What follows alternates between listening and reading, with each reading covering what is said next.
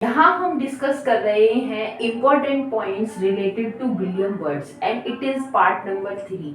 इससे पहले हमने टोटल 28 एग्जाम पॉइंट्स डिस्कस किए हैं। Now point number 29। अब यहाँ देखिए, हमने देखा कि भाई लिरिकल बल्लड सबसे पहले पब्लिश होते हैं 1798 में, और ये जो लिरिकल बल्लड्स होते हैं वो दोनों एस.टी. कॉलरिज और विलियम वर्ड्सवर्थ दोनों ने ही लिखे हुए होते हैं। और ये क्या होता है, लिरिकल बल्लड मैग्ना कार्टा होता है रोमांटिसिज्म का। एक नए युग की शुरुआत होती है उस उस लिरिकल बल्लड की बदौलत। वहीं आप यहाँ देखेंगे कि 20 पॉइंट नंबर 29 की Coleridge was the first to criticize Wordsworth's theory of poetic diction in chapter number 14 of his work Biographia Literaria, जो कि आया था कब 1817 में, और किस में पब्लिश हुआ था, इन 2 वॉल्यूम में। तो कहने का मतलब यहाँ ये है कि भाई वही एस.टी. कॉलरिज जो उनके साथ वर्क किया करते थे, यही उनके फ्रेंड सबसे पहले पर्सन बने उनकी लाइफ में जो जिनने उनको क्या किया, जिनने उनको क्रिटिसाइज किया। और क्रिटिसाइज किया किसके लिए, उनकी जो थ्योरी थी पोएटिक डिक्शन, है ना, उसके लिए कि भाई वो अपनी थ्योरी को तो फॉलो ही नहीं करते। क्योंकि लास्ट में हम देखते हैं कि भाई विलियम वर्ड्सवर्थ जो है, जिस तरह की पोइट्री वो पहले लिखा करते थे, उनकी पोइट्री लिखने का जो स्टाइल था वो चेंज हो गया था। तो सबसे पहले उनको क्रिटिसाइज किया किसने, सबसे पहले क्रिटिसाइज करने वाले जो पर्सन थे उनके ही क्लोज फ्रेंड, और नाम आप जानते हैं एस.टी. कॉलरिज। आगे हम देखेंगे point number 30। In 1805 William Wordsworth finished his poems to Coleridge. अब यहाँ देखिए, ये बात है जब उन्होंने क्रिटिसाइज किया है उनको अपनी बायोग्राफी लिटरेरिया में, जो कि 1817 में आई थी इसमें। बट यहाँ बात है 1805 की, और 1805 में यहाँ हुआ क्या है कि वर्ड्सवर्थ ने कुछ अपना वर्क लिखा है, क्या, poem to Coleridge, but refused to publish it until he would complete the recluse। और recluse क्या है, एक long piece of writing है, a long piece for which the poem to Coleridge would be prologue, है ना। तो prologue उसे बनाना चाहते थे। रेक्लूज उनका एक फिलोसॉफिकल वर्क था, बहुत ही लॉन्ग, बड़ा इपिक टाइप का उनका वर्क था। तो उन्होंने पोएम्स टू कॉलेज लिखी। एक्चुअली क्या है, आप जानते हैं कि उनका जो प्रिल्यूड था, जो कि रेक्लूज के नाम से ही था, बाद में उनकी वाइफ ने उसको पब्लिश कराया, मैरी हचिंसन ने 1850 में। तो फिर वो प्रिल्यूड के नाम से पब्लिश कराया था, जो कि रेक्लूज के नाम से ही उन्होंने लिखा था। और एक ये लॉन्ग एपिक पोएम थी, और इसमें कई सारी बुक्स भी हैं। इसमें ही उन्होंने लिखी थी क्या, पोएम्स टू कॉलरिज, ठीक है, जो कि उनके फ्रेंड थे भाई कॉलरिज, तो पोएम्स लिखी थी उन्होंने कॉलरिज के लिए, और इसको पब्लिश कराने से उन्होंने रिफ्यूज कर दिया, मना कर दिया। कब तक उन्हें पब्लिश नहीं कराया, कि जब तक उनका ये वर्क कंप्लीट नहीं हो जाए।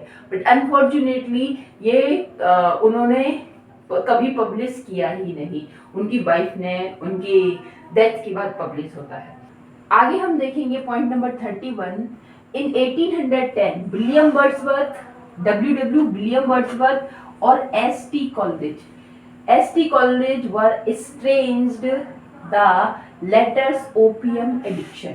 और हम यहाँ देखते हैं कि भाई क्या होता है कि ये जो टाइम पीरियड है 1810, हम जानते हैं कि 1795 का वो टाइम है जब first time William Wordsworth ST. Coleridge से मिले और दोनों के बीच फ्रेंडशिप हुई। और उसके बाद में हम दोनों का जॉइंट वेंचर जो उनका लिरिकल बल्लड आया है उसे भी देखते हैं। बट यहाँ टाइम है 1810। अब इसमें क्या होता है कि ये जो दोनों फ्रेंड है, ये क्या हो जाते हैं, बिकेम estranged, और एक दूसरे के क्या बन जाते हैं, अजनबी बन जाते हैं, स्ट्रेंज।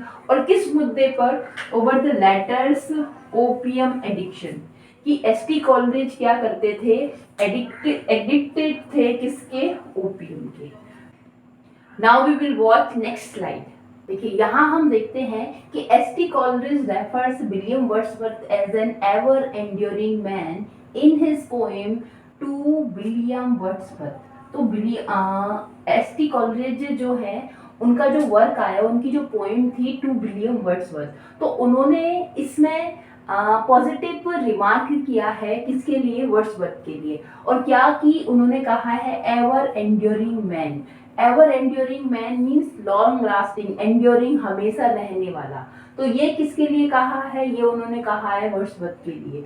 और ये क्यों लिखा, क्या था ये, रिटन इन 1807 में लिखा गया था। और ये क्या था, रेस्पॉन्स था। और किस चीज का रेस्पॉन्स था, जो विलियम वर्ड्सवर्थ ने अपनी ऑटोबायोग्राफिकल पोइम लिखी है प्रिल्यूड। और आप जानते हैं प्रिल्यूड में उन्होंने पोइम्स टू कॉलरिज लिखे हैं। अब पोइम्स टू कॉलरिज लिखे हैं तो इसके ही रेफरेंस में, इसी को रेस्पॉन्स करते हुए, इसी का ही उत्तर देते हुए यहाँ पर एस.टी. कॉलरिज ने उनको ये पॉजिटिव रिमार्क दिया है, एवर एंड्योरिंग मैन उन्होंने कहा है। और अपनी जो पोएम कलेक्शन है उनका क्या, टू विलियम वर्ड्सवर्थ, उसमें ये लिखा है। और ये रेस्पॉन्स है किस बात का, इस बात का कि विलियम वर्ड्सवर्थ ने उनको उनके लिए जो पोएम्स टू कॉलेज लिखी थी उसका रेस्पॉन्स यहाँ पर दिया है। तो ये एक इम्पॉर्टेंट पॉइंट हो जाता है, इसे याद रखना कि भाई विलियम वर्ड्सवर्थ को एवर एंड्योरिंग मैन किसने कहा, तो कहा एस.टी. कॉलरिज ने। क्यों कहा, रेस्पॉन्स था है उनके क्या ऑटोबायोग्राफिकल पोएम जो प्रिल्यूड है उनके लिए जो लिखी उसका। और कहाँ पर, टू विलियम वर्ड्सवर्थ इनकी जो पोएम है उसमें कहा। आगे हम देखेंगे कि poetry of Wordsworth and Coleridge, ये दोनों ही कंटेम्पररी राइटर हैं, एक साथ दिखते हैं, फ्रेंड भी हैं, है ना। तो ये जो राइटर है William Wordsworth and Coleridge was notably influenced by French revolution. दोनों के ही ऊपर भाई उस फ्रेंच रेवोल्यूशन का, अब जब फ्रेंच रेवोल्यूशन हुआ तो वहाँ इतना ज़्यादा क्या वॉर हो रहा है उस रेवोल्यूशन के कारण, तो उसका बहुत ज़्यादा क्या पड़ता है, प्रभाव पड़ता है इनके ऊपर। It signalise, French revolution signalise the arrival of new era. अच्छा हाँ, यहाँ से एक पॉजिटिव बात भी निकल के आती है कि भाई फ्रांस की क्रांति हुई, पर इसके बाद क्या हुआ, एक नई शुरुआत हुई। तो it signalise new era of fresh thinking and introspection. तो जिसमें क्या है, अब लोग दूसरी तरह से सोचने लगे, इसीलिए इनके जो नए तरह के वर्क थे इन्होंने फर्स्ट टाइम अननोनली एनोनिमसली पब्लिश कराए, जिससे कि क्योंकि वो एक नए टाइप के वर्क थे। तो न्यू थिंकिंग, न्यू एरा की शुरुआत होती है जहां लोग अपने मन के विचार, इंट्रोस्पेक्शंस जो हैं उनको रख सके। तो ये फ्रेंच रेवोल्यूशन का इनके ऊपर बहुत ज्यादा प्रभाव था। आगे हम देखेंगे, और ये बड़ा ही इंपॉर्टेंट पॉइंट है क्या, कि विलियम वर्ड्सवर्थ बेस्ट वर्क, कि उनके जो बेस्ट क्वालिटी के, A1 क्वालिटी के उनके जो वर्क थे, come between the year 1798 to 1810। तो ये 10 ईयर्स का इनका टाइम पीरियड है। ये स्टार्टिंग के 10 ईयर है जब उनके बेस्ट वर्क कंसीडर किए जाते हैं, बेस्ट वर्क उनके आए थे।